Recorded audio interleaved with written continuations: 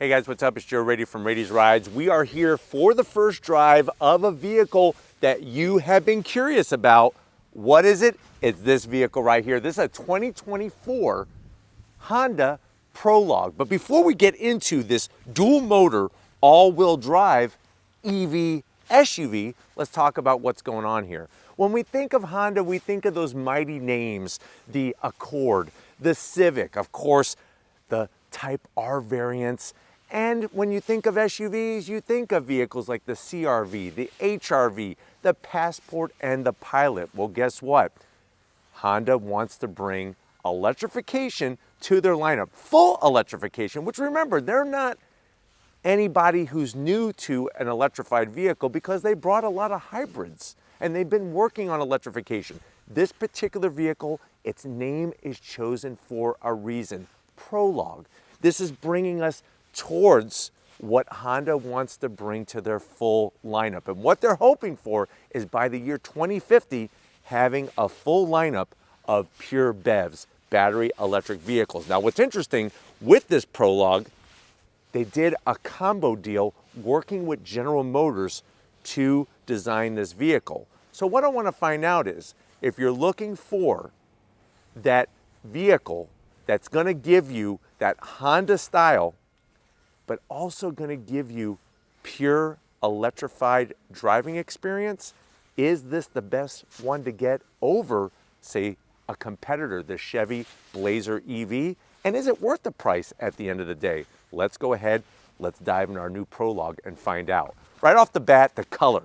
This is the hero color for the Prologue. It's called North Shore Metallic, and it really has a nice bright appearance. Unfortunately, here in Napa, California, a lot of overcast, but definitely one of those colors that, depending on the light that you get, it's really gonna pop even more. Now, at the front of the business, you'll see a familiar style.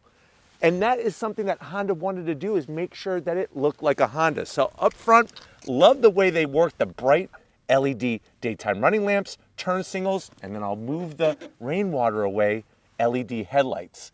Working our way down, you do have full functionality in these corner air curtains, and they give you LED fog lamps. A little bit of gloss black and a little bit of metallic silver. Now, you have three different ways to buy your Prologue. You can go EX, you can go Touring, or you could go top trim, which is the Elite, which is the one that we have. Different color choices, this one being the Prologue specific color, and then also motor layouts. This happens to be the dual motor with all-wheel drive. You could also get a single motor rear-wheel drive unit.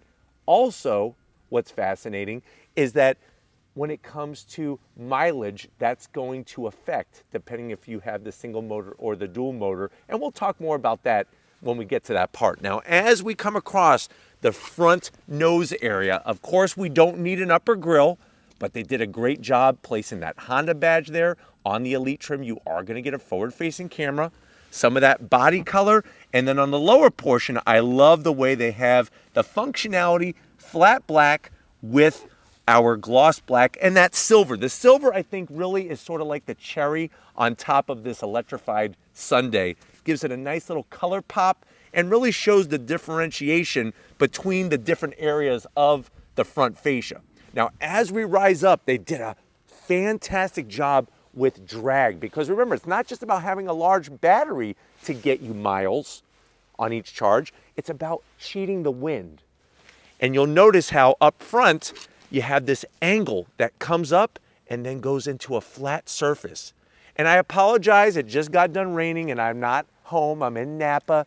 Obviously, I'm a little chilly, so we weren't able to dry the car up, but it's kind of nice to see it with those water beads. And just like I said, that arrow effect, you can see it with how the water runs off the hood. That's gonna help cheat the air. Now, from an aesthetic standpoint, if we're gonna look at the Chevy Blazer EV, this is definitely the better looking vehicle, to me at least.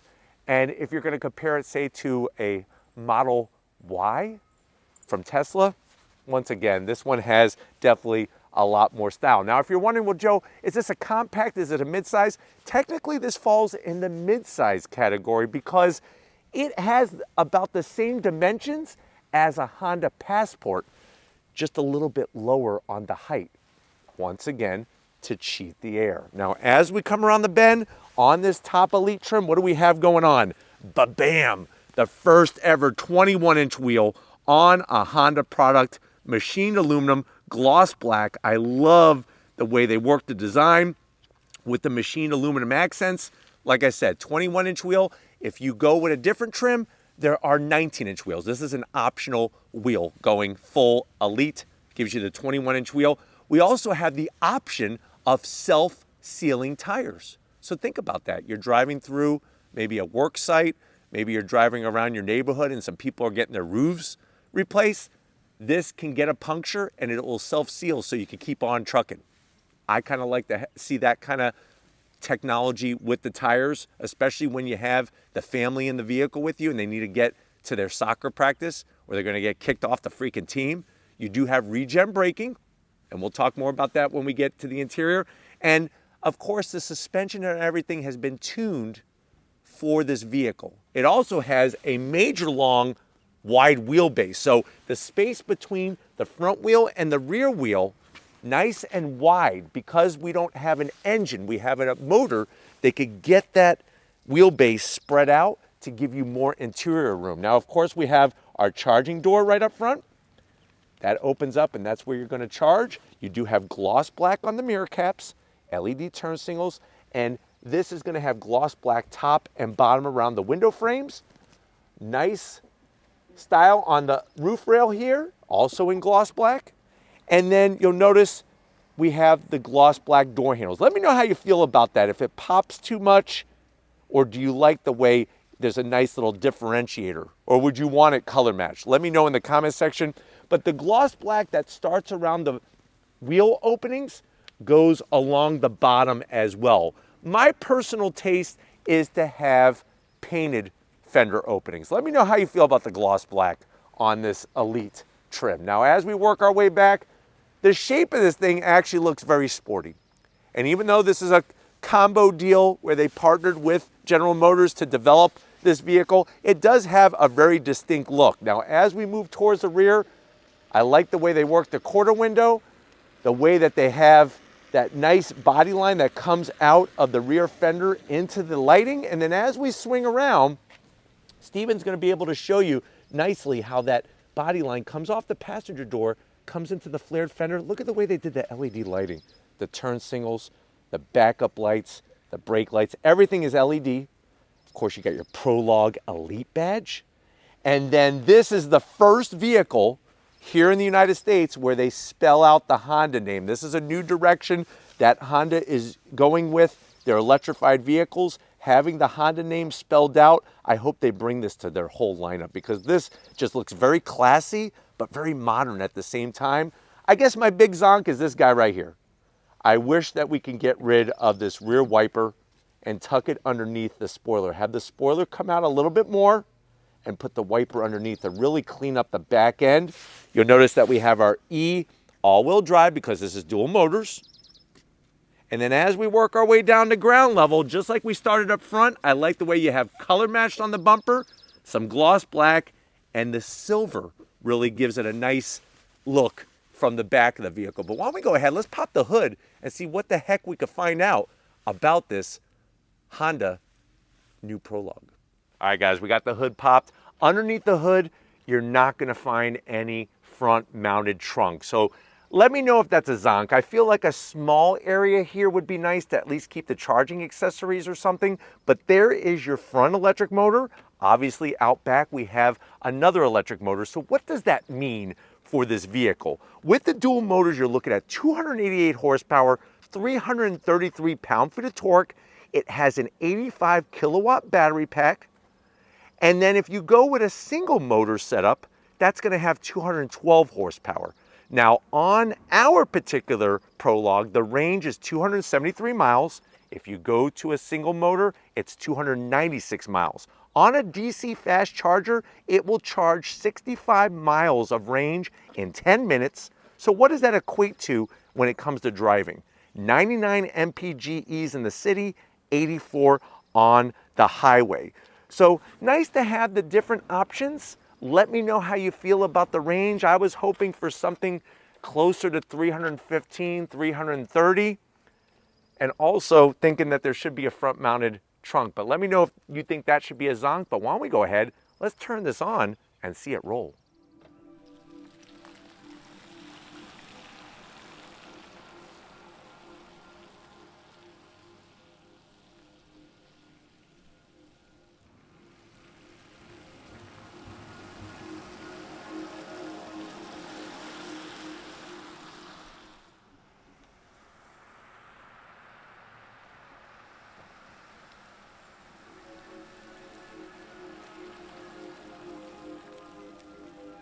All right, guys, we are inside this 2024 Honda Prologue. Like I said, this is the top elite trim. I know you're saying to yourself, well, Joe, I've been a Honda guy for as long as I have been alive.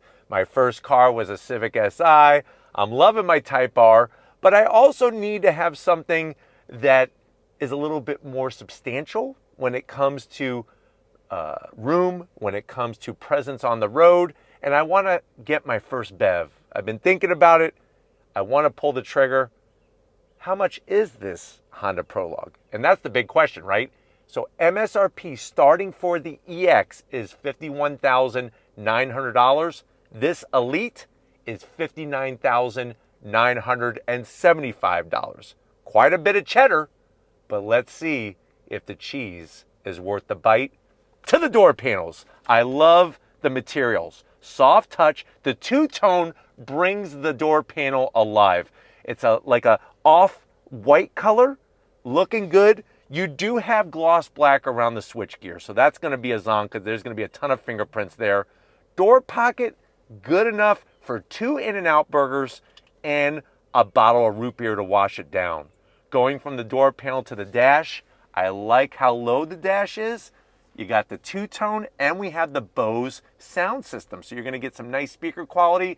And I'm here to tell you, there are a lot of similarities between this and the General Motors products. So just be aware of that. Gloss black, the dark gray finish is nice. Down below is where things get great because you could put a Merce, a purse, a sack, a satchel. You could even put, I would say, 4 Game Boys down here for your next road trip. And you're playing Tetris and everything. As we rise up, you're going to have your 11.3-inch infotainment system. It's got Google Maps, Google Assistant, wireless Apple CarPlay, and wireless Android Auto, which is an important thing to bring up because remember, the Chevy Blazer EV is the first vehicle in GM's lineup to not offer wireless Apple CarPlay or wireless Android Auto anymore. All nice touchscreen. It's got familiar apps, but it's also got new apps like Waze, and of course you have your Google News, Spotify. What's nice is we could go into charging. You could see where you're at mileage, how much charge you have. You could make a schedule of it. And then let me show you the backup cameras and forward-facing cameras. So there we are out the front. You have your 360. I could change it 20 different ways from Sunday. This is really the good influence from General Motors because General Motors knows camera quality very, very well. I'll throw it into reverse. There's the backup. You do have trajectory, which is great as well. And then we're right back into park. Real volume knob for those that like to get their fine tuning in. And then working your way down, you do have dual climate control, 3 stages of ventilated seats, 3 stages of heated seats, and of course a heated steering wheel, 2 USB-Cs, a 12-volt. And then this would have been cool if it was a wireless charging pad for 2. So I am going to zonk it. But what's great about it is you could actually put a baker's dozen of Twinkies here. And if you're looking for a key, you could actually use your key card with the Honda badge. Keep that in your wallet. Or you have your 2 cup holders with ambient lighting, and here is your Honda key fob. Flip it around. May look familiar. You do have remote turn on. I would say fire up, but it's turn on with an EV. You have Honda's first ever pocket wireless charger. You just put your phone right in there. Love the way they have this off-white color, soft material. Whoa, here's where things get crazy. You have enough room in there, I would say easily for 10 He-Man and the Masters of the Universe figurines. Have He-Man, maybe some of the other guys, Skeletor. Put those guys in there, Orco, put them in there, save them, keep them away from the kids, because guess what? You might be able to retire one day by selling those on eBay. Plus you have a little tiny tray here if you collect marbles. It's good to collect your marbles because sometimes it's easy to lose your marbles. So keep your marbles in a safe place. Don't lose them. It's not fun. I've lost my marbles on this trip a couple times. Seats, the material nice and soft. The two-tone looks great. You do have electric assist for the passenger. I have electric assist for the driver. And here's where things get damn good. A Honda vehicle with a panoramic sunroof. Not just a fixed glass roof. It will open up with the power shade and it goes way back. Other than that, I actually, normally I don't like a lighter headliner, but in here I'm liking it because it blends well with the rest of the components. But why don't you get your butt over here? I want to show you behind the wheel, the Honda wheel, in this all-new Prologue. All right, guys, here we are, business time. Excuse the beeping. We have the door open and the car is on, and since this is an EV, it wants to warn me that it might roll away. So that's why it's beeping right now. But you'll notice that we have our easy-to-get-to seat controls, especially that lower lumbar. You got two-stage lower lumbar. I'm 6 feet tall, and that's one of the benefits I don't think a lot of people truly understand about EVs, is because the battery, that Ultium battery pack, lithium-ion battery pack, is in the belly of this thing, the floor is very low, which actually gives you more room. Not even close to the headliner, not even close. Steering wheel, great thickness. I love the contrast stitching, matches well with the light gray in here. You got that iconic Honda badge. It is a heated steering wheel. And then you'll notice down below here, you do have a sport button. So interesting the way they brought an extra sport mode. On the back is a paddle. This is actually to do braking, to do regen braking. And you could use this as a brake pedal, which is kind of cool. Steering wheel is a manual tilting and telescoping wheel. And then you do have your direct drive shifter. It's a column shifter. Very interesting that we're going back to column shifters with these new vehicles. It reminds me back to my mom's 88 Buick Grand Estate wagon. And then you have an 11-inch digital display. Nice clear graphics. Watch this. You ready for the magic? Boom. Look at that. I can bring my Google Maps. Nice clear colors. There's your lane keep assist. Of course, you're going to have all the Honda sensing technology and all your important information. And then on top of that, in the Elite trim, you do get a ginormous size head-up display. And don't forget, we have 12 Bose speakers in here. But why don't we get in the back seat and see how your passengers are going to feel that you got a Honda EV. All right, guys, back seat time. One of the things I want to show you is we're actually going to go down to ground level. Look how flat the floor is. Almost totally flat from one side to the other. That's going to give us more leg room, more passenger room. You got the two-tone.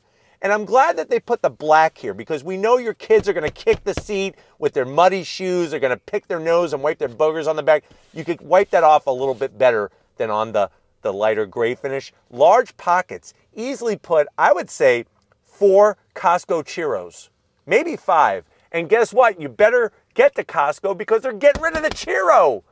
What the hell is going on in this world?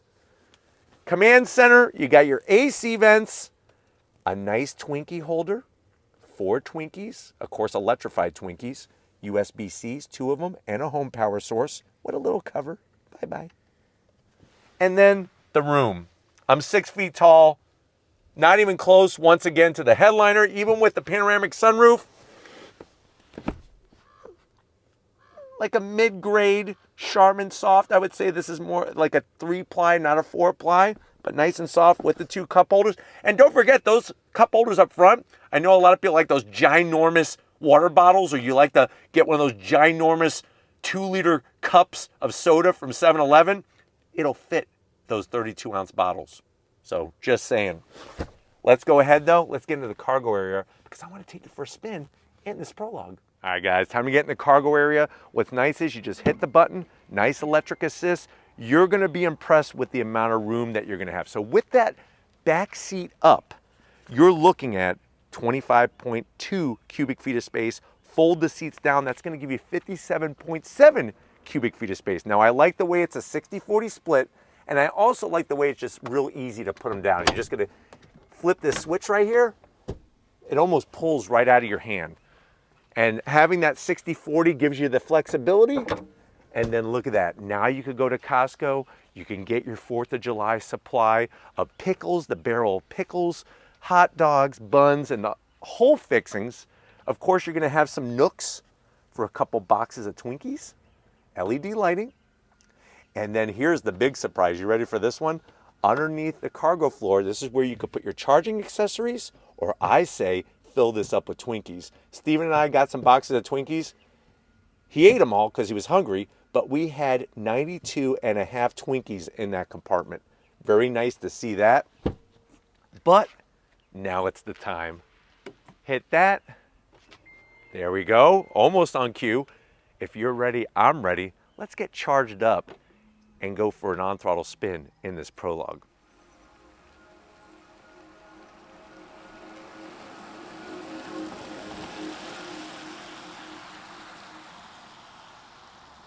All right, guys, we are inside this first drive of the 2024 Honda Prologue. Right away, I actually love the orientation of everything in here. It's very easy to get to that infotainment system. Having a nice, large 11-inch digital gauge cluster is easy to read and easy to figure out. I have the one pedal operation on, which means it comes to a stop. Look, I have nothing touching the pedals and we're at a complete stop. Nice to have that, easy to turn it on and off.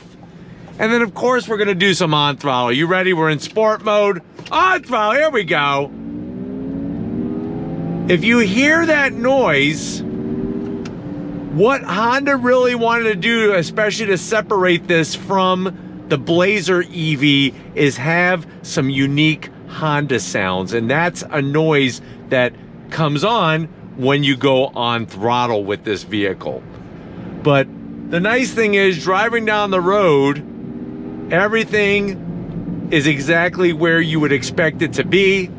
It's kind of freaky how far the dash goes in to the windshield and how far out the windshield extends. Gives you a lot of room up there, and you're kind of pulled back to the middle of the car. So it is an interesting driving perspective. But the fact that you have all the tech that you want, and yes, even though this has been in conjunction with GM, a lot of this tech is good stuff and easy to use. And I think that's the thing that a lot of people are gonna like when driving the Prologue. Right, guys, we're gonna get out onto the highway. I'm actually gonna come to a stop. Nobody's behind us, so no biggie. And we're gonna go on throttle. Listen for that Honda specific sound. Are you ready? On throttle, here we go.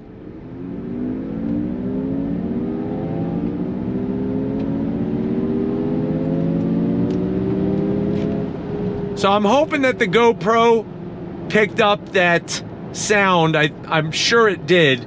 But that is something that the Honda engineers really wanted to make sure was part of this driving experience, was to try to make this as unique to Honda as they possibly could. But I like the feedback that you get from the wheel, and that's something that specifically was tuned by Honda as well. And that's something that I've always talked about, whether you're in a Honda Fit, CR-V, or a Type R, they have really great feedback through the wheel. The information that's displayed on the digital gauge cluster makes sense. It's laid out very, very well.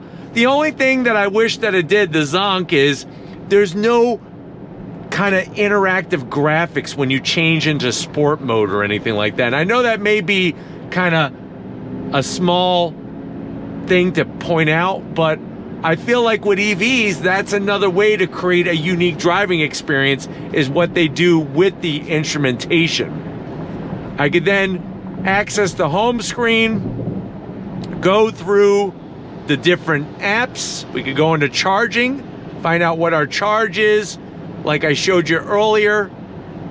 And even the way you could pull up, like I have my 80s on 8, and I can still see the map. Or if I want the map big, you see how intuitive it is? That's what I really love about the system in here. It's just, it doesn't take a PhD to figure out how to work it. Comparing this to, say, a Mach-E, I like the interior a lot more in this vehicle, especially the large digital gauge cluster.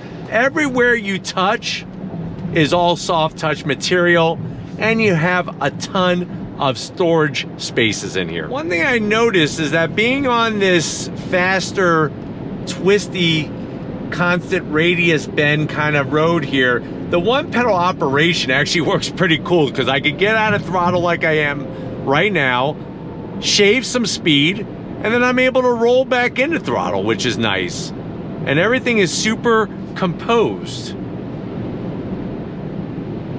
Most of the time, I'm always talking about how one pedal operation really shows well and works well when you're in a high traffic situation. But when you're in a situation like this, it also works very well to just shed enough speed to slow you down for the corner. I think another thing I really like about how this Prologue drives, it's not like the Mach-E where it runs out of steam once you hit, say, 75 miles an hour. It keeps accelerating, which is nice to have for when you need it. All right, guys, it has not stayed dry, and I'm okay with that because I want to be able to show you how this handles and drives in the rain. And we have some nice rainy conditions in here. I'm gonna go ahead and actually come to a stop. Nobody's behind us, so we're okay there. And I wanna go on throttle, show the all-wheel drive. You ready? On throttle, here we go. So gets the power to the ground. 0 to 60 is gonna be around 6.5 seconds. So not a drag racer, but still not a slug either. The great news is you are getting the grip that you need, the grip that you want. And like I said, if you want more range, just go with a single electric motor, not the dual like we have in this Elite. But no matter if it's dry or wet, you're gonna feel very confident and comfortable behind the wheel. And I'm telling you, they did a great job on the sound deadening material, and really just the smoothness with how this glides down the road. But I'm hoping that this has been a good overall review of the new Prologue. We're gonna get back to where it all started, see if we can find some dry space and wrap this one up.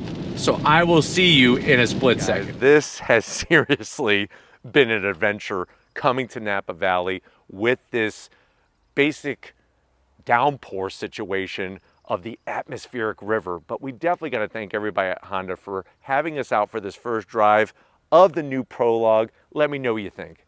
Is this the way to go if you're looking for a midsize crossover BEV?